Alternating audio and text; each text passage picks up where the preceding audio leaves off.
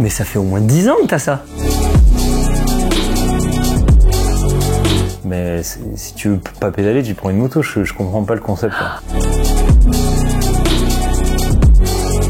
Alors certains vont te dire, oui mais tu fais plus d'efforts. Ah, c'est faux. Ah oui, c'est un gros gap, là il y en a pour le prix d'une moto. Mes potes m'ont dit, mais tu mets 3000 balles dans un vélo. Les limites, c'était mental et pilotage.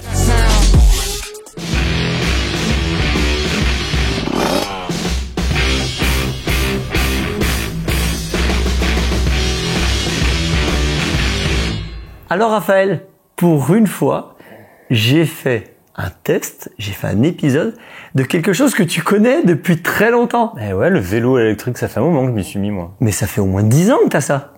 Oh, peut-être pas 10 ans, mais ça fait bien, ouais, 6 ans, ouais. Alors explique-nous pourquoi, à l'époque, t'étais passé en mode électrique.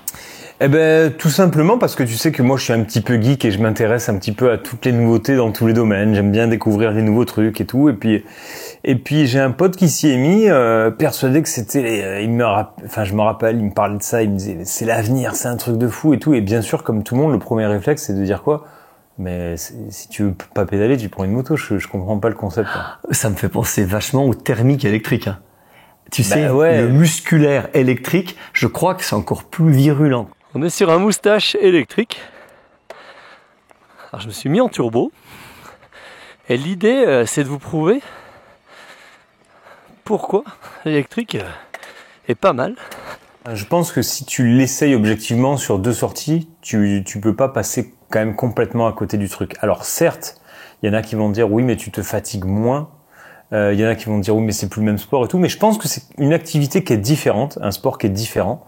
Moi je trouve ça bien parce que ça rend accessible des parcours qui ne le sont pas si t'as pas le physique. Tu peux aller beaucoup plus loin. Beaucoup plus loin. Chez moi, c'est assez difficile. Tu vois, les pierres, les racines, des trucs comme ça. Quand j'ai fait 15 bornes, 20 bornes de VTT, franchement au compteur j'en ai 1h30. Et comme ça monte un peu, au niveau cardiaque, tu peux pas faire 4 heures de VTT chez moi. Hein. Ouais. Donc si tu veux, moi je suis bloqué à 1h30 finalement. Donc vous l'avez vu, c'est... je veux dire, on force même pas. Alors à quoi ça sert justement de pas forcer? Eh ben d'en faire plus. Donc là j'ai les cuisses qui chauffent, mais je suis capable d'en faire un petit peu plus que ça. Si j'étais avec un vélo mécanique, là je monte au-dessus, j'ai fait le truc de ma vie, et fin du bal. Et là tu veux dire que ça m'ouvrirait des portes? Mais ça t'ouvre une... En fait c'est surtout la possibilité d'une évasion beaucoup plus grande qu'avec ton vélo. Ouais. Là où tu peux faire beaucoup plus de distance. Alors certains vont te dire oui mais tu fais plus d'efforts. Ah c'est faux. Julien Absalon, parce que mes petits cousins étaient en équipe de France de VTT. Ouais. Et si tu veux, Absalon, on le connaît, hein, c'est 2 titres olympiques, des titres de champion du monde. Et si tu veux, Julien Absalon faisait des entraînements, des intervalles training avec le électrique. Pourquoi? En fait, pour donner du rythme et beaucoup plus de vitesse. Pour arriver justement à si tu veux, c'est un peu comme en motocross quand tu vas rouler un peu sur une piste plate. Ouais. Tu sais, pour gagner un peu en vitesse, ça fait du bien de prendre un peu de vitesse. Et là, en l'occurrence, lui, il faisait des entraînements en VTT électrique. Oui, puis il y a autre chose aussi, c'est que en course, en électrique, tu sais que le moteur coupe à 25 km/h. Ah oui. Et au final, tu te retrouves toujours à pédaler avec cette zone où le moteur coupe et où là, tu prends tout le poids du vélo et que c'est beaucoup plus dur qu'un vélo normal. Parce que les courses enduro ou VTT cross-country électrique, ils ont pas le droit de le débrider? Ah, je crois pas, hein. Ah ouais. Sinon, le truc, il prendrait 90, imagine. Tu montes, tu sautes. Ouais, je suis à 27. Donc ça agit jusqu'à 25, hein. Ça agit jusqu'à 25 et après c'est les muscles. Donc vous imaginez bien lors des courses, les mecs utilisent aussi beaucoup de muscles. Effectivement, si là où tu roulais à 10 km/h de moyenne, tu fais la même sortie à 10 km/h de moyenne avec un électrique, il y a des chances que tu te fatigues 4 fois moins. Oui, maintenant, tu dois l'utiliser différemment. Voilà, maintenant si tu y mets la même intensité, il y a des chances que tu fasses 4 fois plus de bornes. Voilà, ou 2 fois plus court. Ou 2 fois plus court. Moi, ce qui m'a convaincu, c'est clairement le fait que, franchement, quand je vois que dans le championnat élite, championnat du monde, il y avait déjà la moitié du plateau qui était quand même un petit peu, je vais plus m'entraîner en moto que de faire du physique. Pourquoi? Parce qu'il y a un côté quand même difficile, c'est pas ton sport, Nous tous, on est crossman. Vous êtes une chaîne de crossman, hein, quelque part, ou d'enduristes. Et en l'occurrence, c'est quand même pas naturel d'aller faire des footings et d'aller faire du VTT. Et donc, pour tous ceux qui vont en faire, génial. Pour tous ceux qui ont décidé de rien faire, c'est leur choix. Mais ceux qui sont entre les deux, c'est qui ont envie d'y aller, mais qu'il leur manque juste peut-être un copain, ou peut-être un tracé un peu mieux, ben je pense que le VTT électrique, c'est ce qui va te permettre de mettre le casque et les lunettes, on va dire plus souvent. Tu vois, qui va te donner envie de « Ah ouais, j'y vais et tout ». Et puis tu sais quoi, aujourd'hui, je mettrais en version, tu sais, un peu boost, plutôt qu'en version éco. Mais en l'occurrence, je trouve que ça te met dehors, quoi. Ça te met dehors. Moi, je trouve ça, voilà, du fait de son accessibilité par rapport à du musculaire, je trouve ça un peu plus ludique parce que du coup, tu peux te challenger dans des grosses montées où tu n'aurais pas le physique de la faire. Là, tu as l'assistance et tu vas commencer à regarder des trajectoires dans des montées, chose que tu fais pas du tout en temps normal. Non, mais là, ça monte, c'est indécent. Oh, c'est canon. Allez, donc il n'y a plus de limite, en fait. Je suis en IMTB. Il n'y a plus de limite. En fait, du parcours que vous prenez. Vous pouvez pas vous tromper.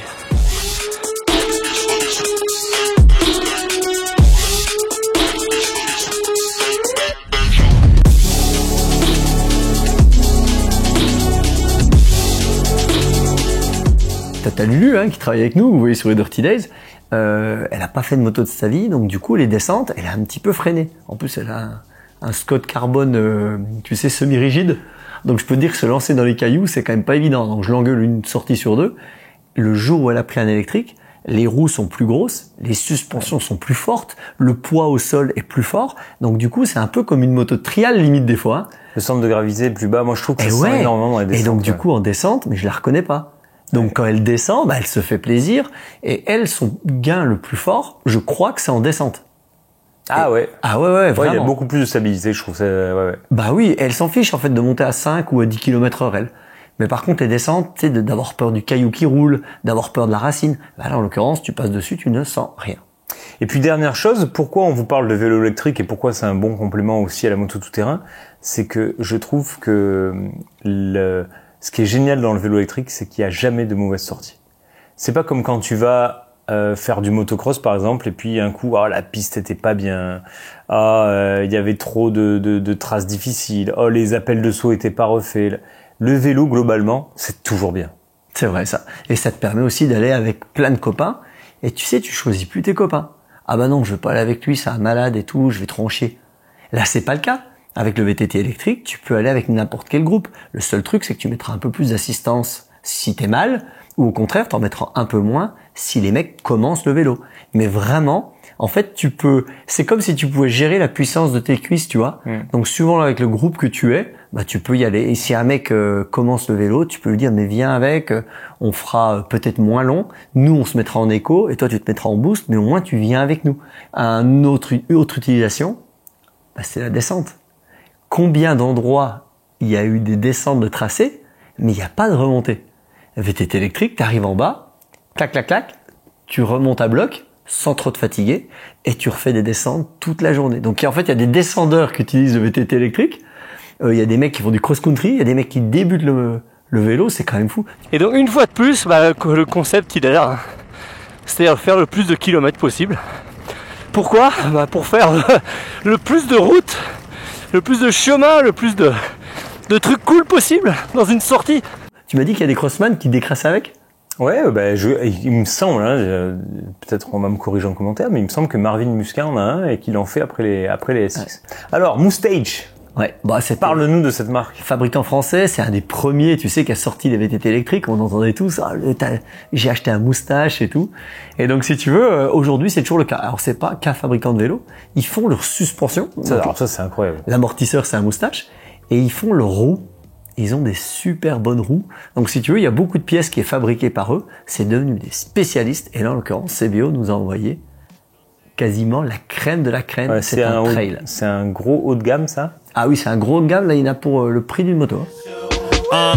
Maybe we could be friends more. I got a job, but I'll be free on the weekends for sure. I ain't shallow, rather hop in your deep and me and more. She is short, shout out. Il y en a pour 9 000 €. Ah ouais, ça fait. Alors ça, c'est pareil. Hein. Là, il y en a qui vont crier au scandale. Je veux dire, un vélo au prix d'une moto. Quand Oui. tu réfléchis, tu te dis, mais Alors, dans cette gamme, si tu veux, trail, ça part de 5000 et ça va jusqu'à 10 000. Donc ça, c'est qu'est-ce qui change?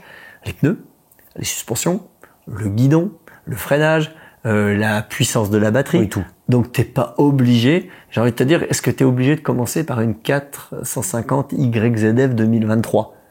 Tu vois ce que je veux dire? T'es pas obligé. Tu peux aussi commencer par une 2,5 YZF de 2016. Hein. Tu vois ce que tu peux acheter une 300 BHR, tu peux acheter plein de prix différents sur l'utilisation que tu vas. Nous, il nous a montré évidemment le plus beau. C'est histoire de vous faire rêver un peu. Yeah.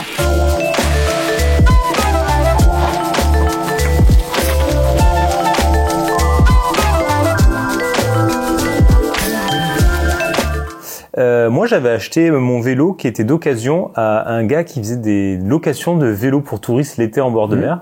Et du coup, j'avais payé, je crois qu'à l'époque, je l'avais payé un truc comme 3000 balles. Oui, mais ça reste... Ce qui était très très cher, hein. Moi, je me rappelle qu'à l'époque, mes potes m'ont dit, mais tu mets 3000 balles dans un vélo, mais t'es taré et tout. On en reparlera de ça, mais c'est vrai que tout est à 10-15 000. Mais tout simplement parce que c'est pas le vélo qui est plus cher. C'est juste que ton vélo de l'époque, de 3000 d'occasion, il était à 5000 public. 6000 même. Oui, 5-6 000 publics. Ce qui est toujours le cas chez Moustache. Sauf qu'ils n'ont pas pu s'empêcher de se dire, et si on mettait la fourche de la descente?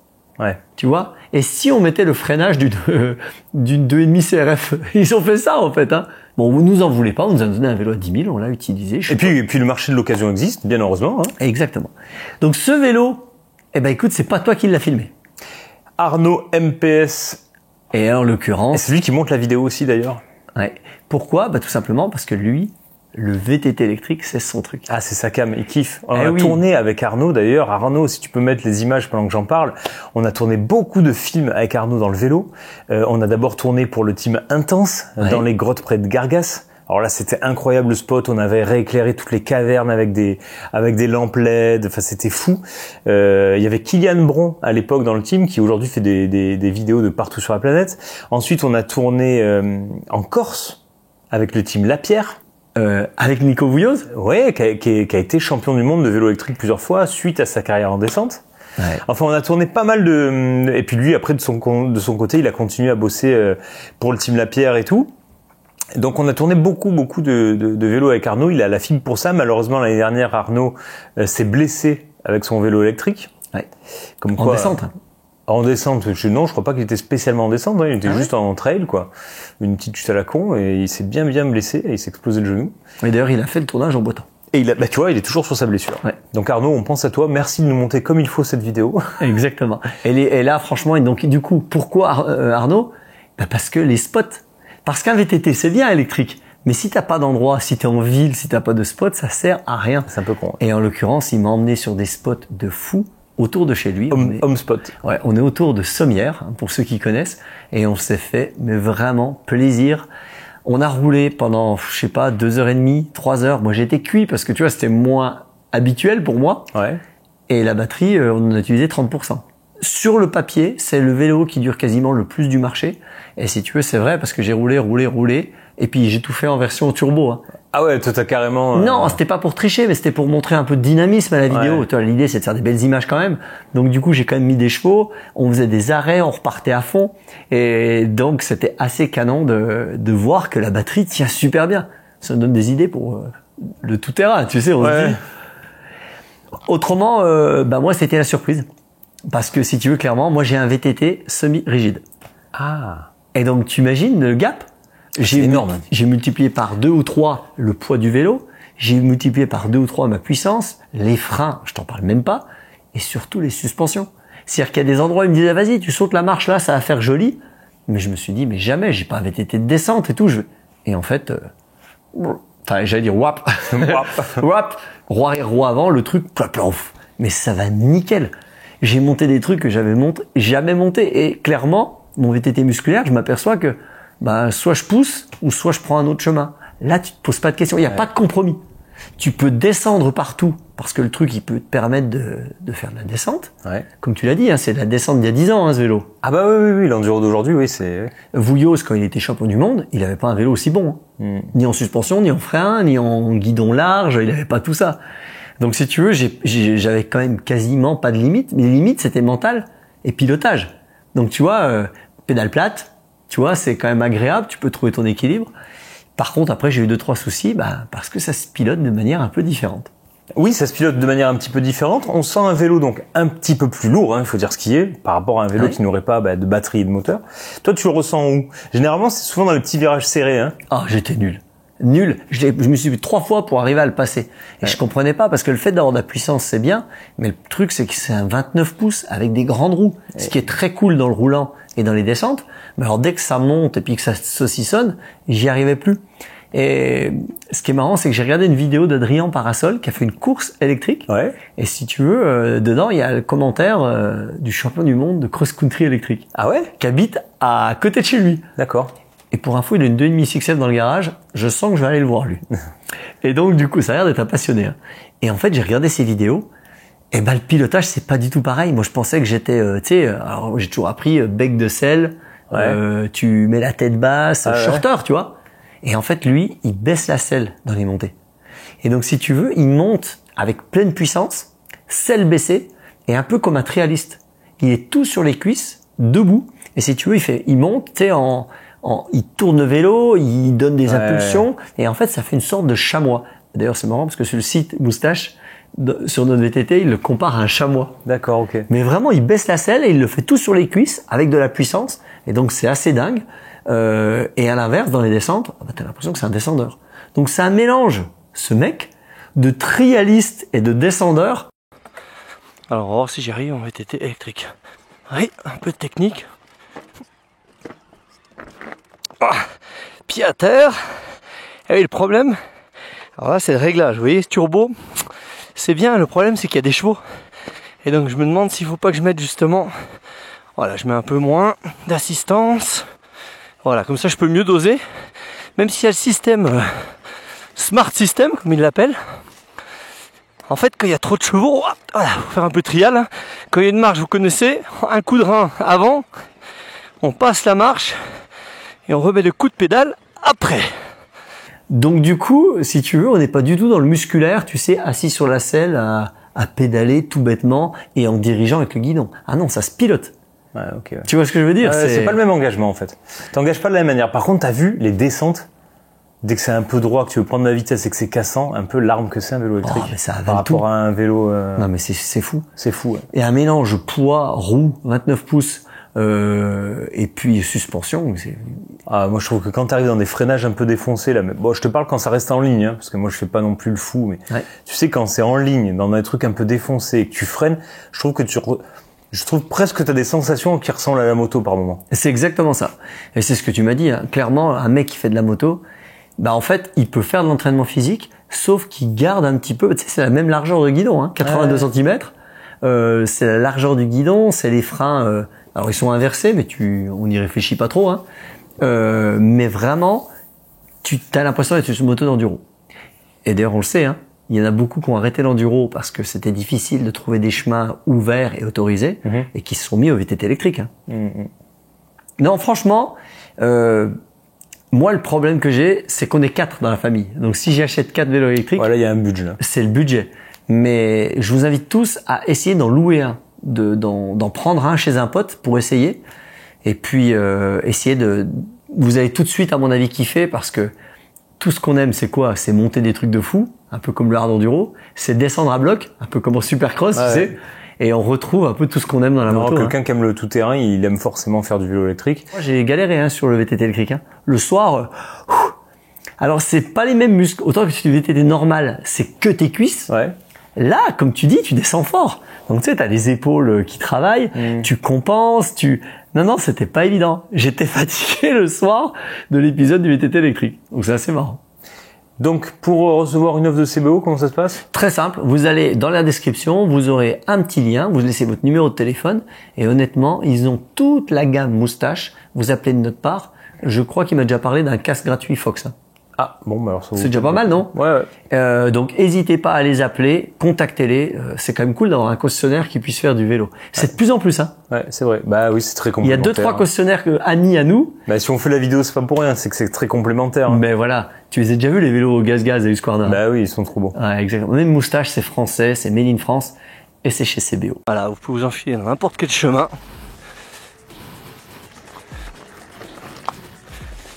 Pour kiffer. Et si jamais vous vous trompez puis que le chemin monte, mettez en mode turbo.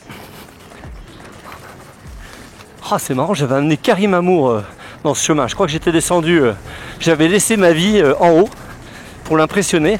Mais lui, à la fin, il m'avait dit « Ah ouais, t'es descendu fort quand même !» Si tu veux vraiment que ça soit chez moi, que ça soit sur la route ou que ça soit même dans le sable, bah, grâce à ça, tu sors. Et le but, c'est de sortir. Tout ce qui t'écarte des écrans. Black Mirror. Ouais, enfin, C'est YouTube bon. quand même. Oui, à part YouTube et C'est un Mixtest. peu notre business là, que tu niques là. Ouais. Est-ce qu'ils sont tous abonnés, tu crois? Aucune chance. 40% seulement des gens qui regardent un Mixtest sont abonnés. C'est fou ça. Donc si vous voulez voir d'autres véhicules comme ça, terrestres, hein, j'ai envie de dire, ou pourquoi pas même qui vont en mer, dites-le nous dans les commentaires, on a quand même un paquet de trucs à essayer. Hein. Du quad, du jet ski, du sidecar, Ça arrive, ça du arrive. vélo de route, On vous promet que ça arrive. ouais, du monocycle. T'arrives à trouver un monocycle?